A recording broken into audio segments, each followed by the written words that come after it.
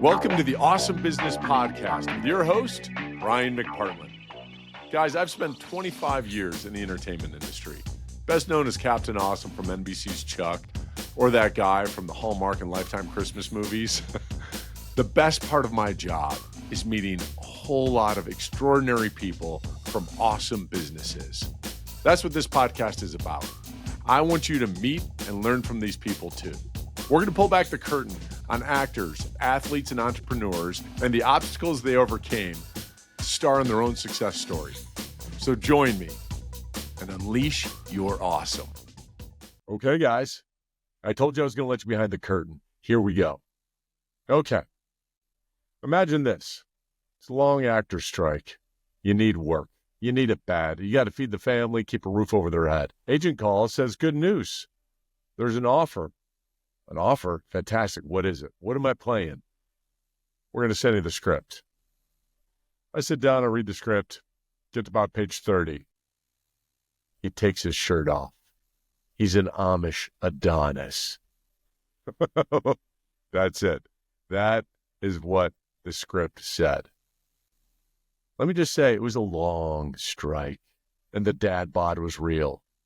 I had only one choice, and one choice only. To call Don Saladino, the celebrity trainer. Okay? He trains not only Ryan Reynolds, I like to call him the other Ryan, but many actors, many athletes, and I knew I had 3 weeks to get in shape. Here we go. Oh, instead of the end, you're going to get a special offer from him. Man, got Don Saladino here. Thank you so much for joining me, brother. Ryan, thanks for having me, man. Dude, this is, it's called The Awesome Business, and I thought that there's no better person than having you on here to talk about, you know, how you got into this business. First of all, I'm super jealous of the barn. I look at the barn. It's fun. Oh, my It's God. fun. I look at where you're at and all the activity going on there. You do your podcast there. You get your workouts there. You do your content. And it's at your house, right? It's at where you live. Yeah, so it's like 60 feet from my back porch. So, I mean, I've been in the gym business. I got into fitness back in 1999. So what is that now? 25 plus years. You know, and at that age, you know, you start as a trainer. You don't really think about like, well, what am I going to be doing when I'm 50 years old? To think I'll be 50 in 3 years is crazy. But you know, I signed a lease in New York City. My first location was 15,000 square feet in Soho. I raised like $5 million as like a 26, 27-year-old. I went out in this venture. Wow. It was awesome. I mean, it was absolutely, when I say it was awesome, it was absolutely brutal in the sense of like, I owned 2 gyms in the city, opened my second, I got into the digital space, and just got my face kicked in for 15 years. And we had good months, we had bad months, but there was never a point where I was sitting there like, oh, yep, I got this one, right? It's, right when things started going well, the air conditioning would explode in August, $30,000 bill, you know, just out of nowhere, things are going well. Water main breaks, in the location. We lost hot water for 3 months in the summertime with freezing cold water. It was just always that should have been the cold plunge. That should have been the beginning of the cold plunging right there. Try saying that to Wall Street executives. They're like, I don't want a fucking cold plunge. If I want that, I'll go get one. But you know, I think it teaches you resiliency, and it just teaches you how to adapt and, you know, make lemonade out of lemons. Well, first of all, I assume everybody knows who you are because no one, you know, like, you went from the celebrity trainer to trainer who's a celebrity in my mind. Sweetie, but not true. But you know, I never wanted to be. It's not what I was trying to do. I never got in this business like, oh, I want to be a celebrity trainer. It's like I almost laugh at that. Like I was a coach. I was a strength coach. I was an entrepreneur. I got into business. I love business. I love coaching. I still love coaching. And I just, you know, I worked a lot with rotational sport athletes. We had our first club in the city for 15 years was a place called Drive 495, which is a golf fitness training facility. My brother was a professional golfer, turned back amateur. I played collegiate baseball. We just loved working with athletes. And then I started working with Hugh Jackman 18 years ago. I don't work with him anymore, but 18 years ago. And that really opened the door for me to, do so many things when it came to that performance physique world, getting, actors red carpet ready. And it really became interesting because, my approach to fitness. It's like, I like these long-term investments, yet now I became really good at people coming in being like, I have 3 months. And I'm like, and I think why I became so good was I calmed them down. Like, listen, we can only do so much with the body naturally. And I'm never going to do anything that's going to jeopardize your health. It's where I really gained my reputation. And we're going to go on this. And if you put your head to the grindstone and you do everything that you can do that's safe, we're going to move the needle. And wherever it gets us, it gets us. And you're just going to have to deal with it. And I think I had a really good way of making people feel comfortable, where a lot of actors would come in like, oh my God, I have to 2 months and I'm sure. Listen, I'm like, relax. We're going to get you there. Well, it's a very insecure business. I actually got certified as a trainer, thinking that I would never get a job as an actor. And I was excited about it because I played football in college at University of Illinois. And then I was like, you know what? I'm in Hollywood. I was working at a crunch. I was like, I should get my, training certificate. And I wish I would have stuck with it. That's one of those things. I wish that I would have stuck with it for the knowledge of it for myself and for helping others, because it's why I got the job of Captain Awesome was, and why I think you're a real life Captain Awesome is because he always saw the best. He wanted the best for everybody. He wanted you to be exceptional and he wanted to help you get there. And I see that in you. And that's why when I reached out to you, and I don't know, it's probably like 3-4 years ago at least, that I was one of those guys that was like, oh man, I got a short amount of time. I got to get into shape real quick. And I bought your program online. And then I was like, hey, can you just give me some tips of modifying some things?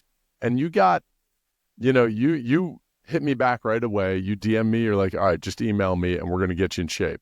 And I respect that so much. But back to 99 and when you started, what gave you the confidence of going, hey, I'm going to raise all this money. I know I'm good at what I do. I've got these people that come to me. But now I'm going to shift my perspective and actually be a business owner and have this awesome business. Great question. I mean, 99, I went and worked at a big box gym. And at that time, we didn't it's fascinating to me that you and I have been working together for 3 years. We're friends. We haven't met in person. No, it's amazing. Think about it. It's amazing. So if you were to turn back the clocks to 1999 and tell me that I'm doing what I do now, the stuff didn't exist. Did you ever think you'd be a podcast? What's a podcast? It didn't this stuff didn't exist. So I think at that time I jumped into fitness for one reason only. I loved it. I loved it because I received this level of gratification when I saw people just get better and get happy. I wasn't a doctor. I don't think I was smart enough to go to med school, but I was definitely smart enough to communicate with people on a very high level. And I think where I was really good with any individual would walk in and I just immediately just was able to adapt to their mood. And I felt secure with who I was at that time. So I think when I did that raise, I think a lot of it was stupidity. Like, honestly, I think ignorance is bliss. No, it's like, people are like, was it, were you just like so confident? Did you have guts? I'm like, I just didn't think I was going to fail. Like, I just was like, oh yeah, no, I'm going to be fine. And now, looking back at what I did, I'm like, I'm so grateful I did it. But I'm also like, wow, like, would I've done things differently? Maybe if I did and made smarter decisions, maybe I wasn't getting the Ryan Reynolds and the Hugh Jackmans and those people coming in, because maybe I'm playing it safe. Maybe they're walking into my facility and, maybe they're not like drawn to it. I think a lot of people would walk in, they're like, this guy's young, 15,000 feet in Soho. It was 200 feet long of space, 15-foot high ceilings. I think they were almost a little bit like enamored by like, who's this guy? Like, it's very ballsy. And then I was like, yeah, no, I'm not going to fail. So I think that was always something that I prided myself on, was I was a bit of a gunslinger, but I also think I became a bit of a realist as time went on. And I realized that, man, this is real. Like, you can lose this all. How did you balance like being an exceptional trainer and being a business owner and being a family man? And like, when did that all come about in the timeline of getting married and having kids? I opened my gym and got married. I think it might have been within a year. It was wild. And I had my first daughter. I think my first daughter. I had my only daughter, Amelia. Yeah. She's going to be, she just turned 17. This all happened at once. I didn't really even look at these things as stressful. I was like, oh wow, I'm in a good situation. I'm very lucky to have my own facility. I'm incredibly lucky to be married to Melissa. Like, I'm having a baby. Oh, what an amazing thing in life, where I think people look at these things and they're like, it's stress. Like, we're going to figure it out. We're going to be okay. Like, there's how many people out there become parents. They most of them, they're okay. They figure it out. But it's amazing. Like when I saw my wife hold my daughter for the first time and breastfeed my daughter, I was like, how do you know to do that? It was like the switch that goes off in my wife's head where she just like immediately knew how to care for a child. So I don't know if I looked at it as like a stressful thing. I just was like, I'm going to make it happen. Now, you asked the question of how did I balance this out with family life? I'll be honest, it's all because of my wife. She you married. I haven't met her, but it seems like you married an incredible woman. She's married an incredible woman. I really think your partner is a big part of your success. And I saw that even, not to name drop it, in Ryan Reynolds, like his career, and I'll say it to his face right now, his career exploded when I say career, I don't mean acting career. I mean his life like erupted when he met Blake, and she just brought this level of like partnership to the table, and they are a team. And I think Melissa and I have always had that. I'll never forget, there was about a 5 or 6 year span where I had to get up at 3 a.m. to be at work at 3:45. And we didn't open till 5, but I had this big executive from Lehman Brothers who was like, oh, you can't come at the time I want, so I'm not going to join it. I'm like, what are you talking about? Like, we needed the money. I was like, what time do you want to be in here? He's like, 3:45. I'm like, yeah, no problem. I'm the boss. Remember, I have the key. So I went in there, and I remember my wife looking at me when we had Amelia, and she said, you can't do this on your own. Like, I'm used to working. I'm not working right now to care for our daughter, and I don't want you getting up with her at night. Because if you get up with her at night to wake up at 3 a.m., you are going to implode. Even you are not going to be able to keep up with us. And she was right. And you know what? She was sleeping with our daughter in the guest bedroom. And I was like, no, I need to sleep in the guest bedroom. Her crib's there. I need to be there.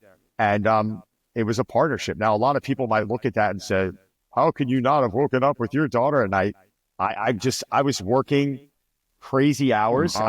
We then left the city, and because of Hurricane Sandy, and then I'm commuting 3 hours a day round trip.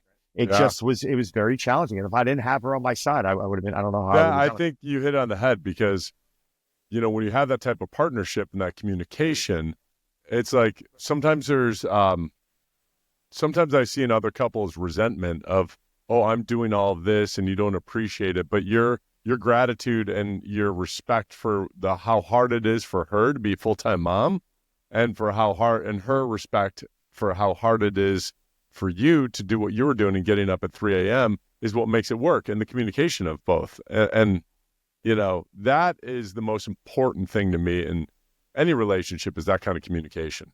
Yeah. I mean, now she's my 50-50 business partner. When I say I work a lot, she works just as much. I mean, we just launched a new app over the last 3 months. She was at the computer. Congratulations! Thank you. And she did a lot of the behind the scenes work on it. Oh, she's learning coding now. I mean, she's way smarter than I am, and she handles everything. Like when you go and you look at that app that was built, and you look at our website, everything is like her and the team that she worked with, and she's like, you got to handle your end, I got to handle my end, and we have different lives in that sense, but we're 60 feet from each other. So how do you guys take a break from the work conversations when you go out? That's the challenge. That's the challenge. I'm not going to tell you. Part. That's the hard part. Once in a while, I'll just look like I'll be ready to boil, and I'm just like, we need a minute. Like, let's go have a date. Let's go have a date. Yeah. We'll like go for a car ride. A lot of times we'll just jump in the truck at the end of the day, and we'll just go for a ride to kind of decompress. And, nice. But we're talking business. It's kind of our opportunity to touch base.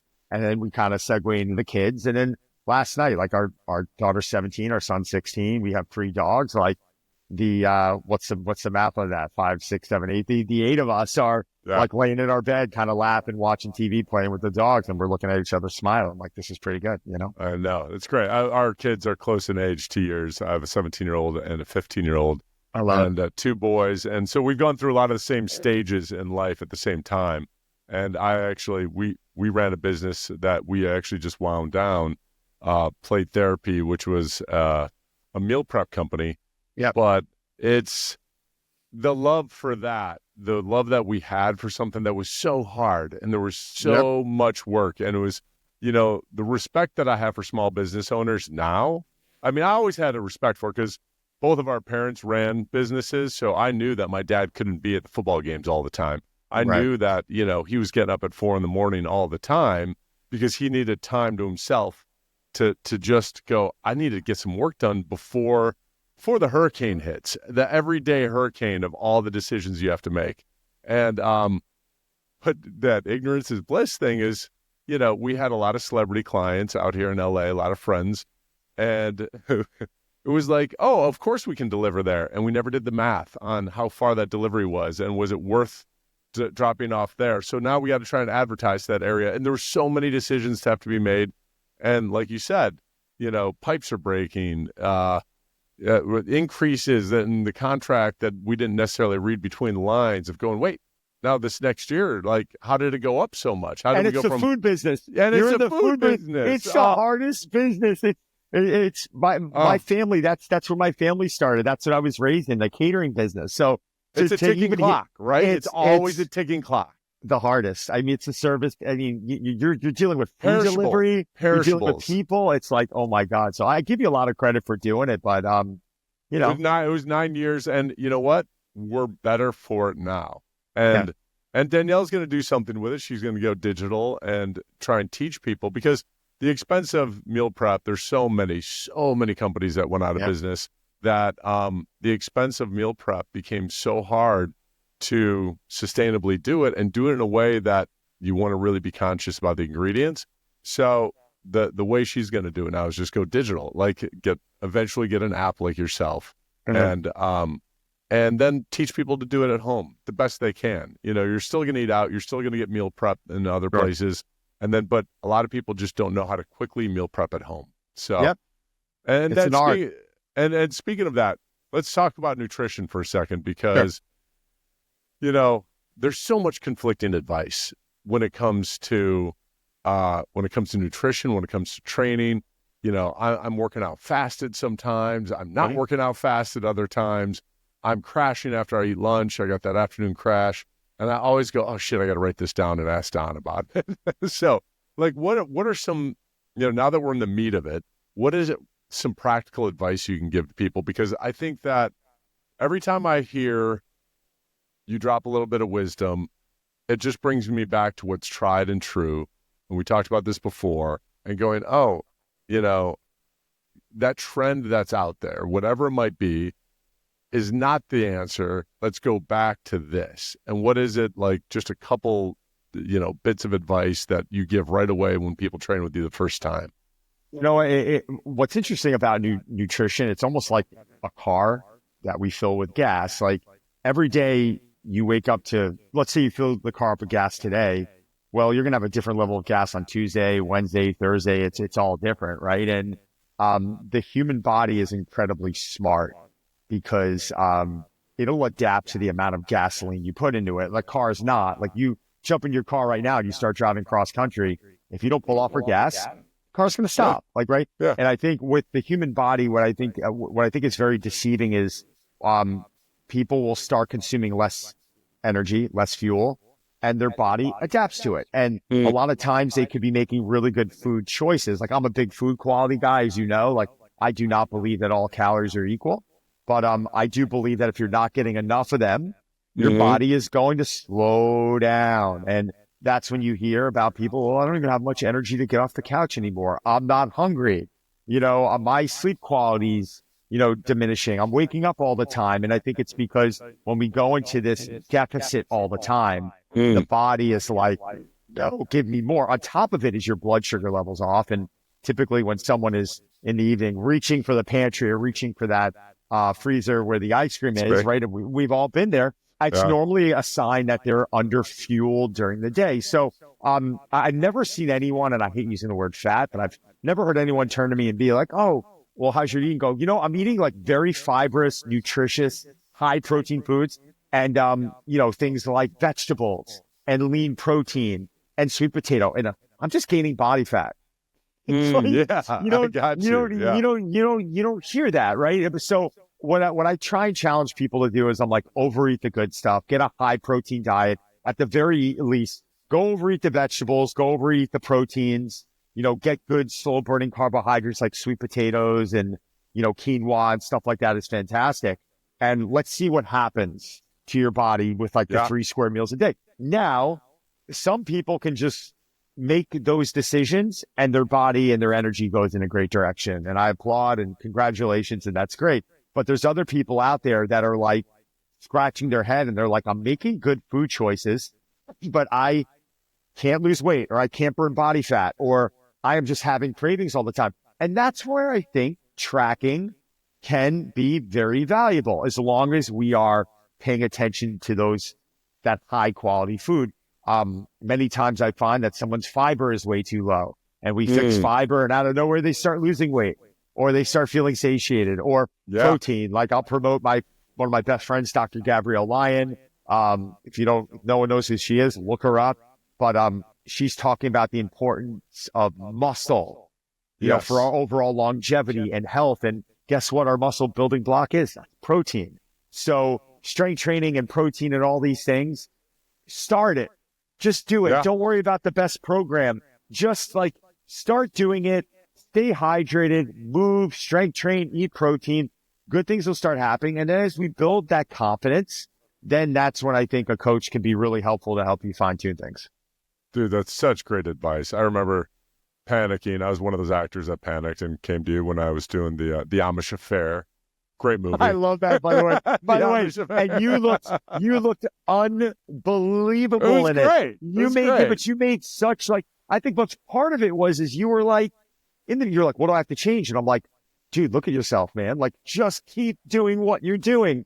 And, I needed you to tell me, and that's what a lot of us need. Is I needed you to tell me, cut out the alcohol, right? Cut out the alcohol, right? Like, don't do it for that period of time. Lots of water. The basics of saying, that bread it's just going to hold on to everything. Get rid of the bread for now. Eat the vegetables. Eat, the brown rice or whatever, and the potatoes. Yeah. And then see what happens, and then cut back on that when you need to, and up your cardio and do some saunas. And I did it, and it was like the changes. Changes come fast. People don't realize they come fast, but it's like you want to make the change for a little while, and then you want to go back to your old ways, and then make the change and then go back. And it's that's the yo-yo. It took me a while to learn this, but I've been on probably a dozen covers, and I think my first cover of Muscle and Fitness was, I'm looking up because I haven't in a while. It's March 2018, which means I prepped end of January. I remember I had to do my first prep through the holidays, which I actually loved because I never woke up January 1st feeling so good in my life, right? It felt amazing. Yeah. And I had my shoot for that March issue. I'm looking at January 10th. My really good friend who was the editor-in-chief of Muscle and Fitness passed away that month, and I was his last cover. But I remember talking to a buddy of mine who's a doctor nutritionist, and I remember I only had, I think, maybe 5 weeks to prep for this cover, and laid out my diet. We were just kind of bouncing some things back and forth. And I remember the first week, I think I lost like 6 or 7 pounds of water, which on me is a lot. Yeah. And I said, oh my God, that's a lot. And I was doing it on 275 grams of protein, 300 grams of carbs, and 90 grams of fat. I'll never forget it. And which is a lot of calories. And I turned to him and I said, should I tweak this? And he laughed at me. And he's like, Don. And I was like, holy shit. No, it's like, just sit there and ride it out. And I did. I didn't move anything. And I think over the next, 3-4 weeks, whatever it was around that, I might have lost another 2 pounds. But every morning I woke up and I was like, all right, there's more veins here. Oh, there's veins through my serratus. Oh my God, my quads look more developed now because everything was tightening. So the appearance of my shoulders became bigger, and like everything was kind of like morphing between my eyes every day, which is a really cool feeling. But I think that's also understanding and trusting the process. I think a lot of us start doing things that work, or New Year's pops up and we want to jump onto this plan like, oh, I got to give up bread indefinitely. And I'm like, no, how many days a week do you eat bread? They're like, 7. I'm like, do me a favor, have it once a week. Like, just, there you go. But I have to give it up. Says who? I don't have to give it. Like, you don't have to give it up. Like bread. I freaking love bread. So you know what? So don't give it up indefinitely. Actually, great story here is I had a Victoria's Secret super model come into my club. that I knew. She used to train, and she comes into my office like panicking. And I'm like, what the hell's wrong? She's like, oh my God, like I'm eating, I'm drinking every night and I'm having desserts. And so I'm like, really? Like, that doesn't sound like you. I'm like, sit down. So she sits down. I'm like, how much are you drinking every night? She's like, I'm probably having a half a glass of wine. I'm like, what do you consider a glass? This? She's like, no, a glass would be this. I'm probably having this. Okay. Desserts. How much dessert are you eating every day? And she's like, oh, like probably like this much. Like it wasn't even, it was like like a taste of ice cream. And I'm like, all right, well, what's your booker saying? What's your agent saying? He said, no complaints. They're actually really happy. I asked her a few more questions and I said, out of respect, I'm asking this. You and I are friends. How do you think you look naked? And she looked at me and she smirked and she said, pretty damn good. So I said, what's the fucking problem? Yeah. I'm like, you just mentioned to me you're eating gluten. You're not gluten intolerant. I forgot to mention that. You're having a taste of dessert. You're having this much red wine every night. I said, are you happy? She goes, I am, but I feel like I shouldn't be doing this. I was like, but think about what you're saying here. Like, it's not like you're doing what every person should be doing in the sense of like having it in moderation. When I have ice cream, I like eating it like I'm going to the electric chair. Right? If you're doing that, like I'd say, let's think twice about it. But what you're doing is this perfect level of balance. You're happy and your body looks great and your employers are thrilled and don't change anything. And I think that's a lot of people listening sometimes. I think you got to cut yourself some slack. I think, what are we doing this all for? The training piece of it. We want to feel good. We want high levels of energy. And if we can do that, then guess what? Like, we're going to look better. If you have high levels of energy, if your sleep's good, everything else is going to start falling into place because that's showing me you're doing the things you need to be doing to treat yourself the right way. So that's kind of what I've been trying to instill in people. I feel like a lot of people got a way. It's that all or none mentality. And I think a lot of people got a way of using desserts and using alcohol for celebration versus like, oh, 2 glasses a night are good. That 2 glasses can turn to 3 or 4 pretty easily. Two's also a lot. If you look at 2, that's 14 glasses a week. I mean, that's over 3 bottles of wine. 3.5 bottles of wine a week is a lot of wine. I'm sorry to break it to people. Alcohol is still a toxin. We enjoy it. That's right. We like it, but we got to do it in moderation. That's exactly right. And I think that the moderation shouldn't be, in my life, what I had to get used to is like saying that moderation isn't a daily thing. A moderation is like a weekly thing. Yeah. And it's all been better since then. And it's kind of shifting my mindset of going, oh, what's my reward at the end of the day to decompress? Right. And I think the reward for you has turned into, and I've seen it, like it's you got to admit, you are a different person when you're done with your session, right? Like you feel better. And that's what I want people to chase. I call those NSVs, non-scale victories. And if you could just focus on the NSVs, what are the NSVs? Let's do better with sleep. Oh, and guess what? I didn't go to bed till 3 a.m. Saturday because I was at the UFC with my son. Oh, nice. And someone's like, do you regret it? Because you got, no, it's one of the best moments I've had with my son. We had a blast. Yes. We were exhausted. We were like, get me home, get me in the shower, get me into bed. And your body's resilient. Now, if I was doing that 5-6 nights a week, there's a long-term problem there. But NSVs, trying to focus on sleep quality, getting your protein in, getting your steps in, trying to get 2 to 3 days of resistance training in a week, minimal. At 30 minutes a clip, right? Like just doing that in itself is going to be huge. And if you start focusing on one NSV a month, that's it. Maybe month 1 is water. And then the next, 6 months are going to go by. You're going to be in a really good place. Don't worry, guys. There's more to come. Download part 2 of our Don Saladino interview and make sure you listen to the end because he has a special offer for our awesome business community. Thanks for listening, everyone. If you liked what you heard, it would mean a lot if you took 2 seconds and left a 5-star review. Hit that follow or subscribe button for future episodes and share it with as many friends as possible. Because business can be tough, but together we can be a little more awesome.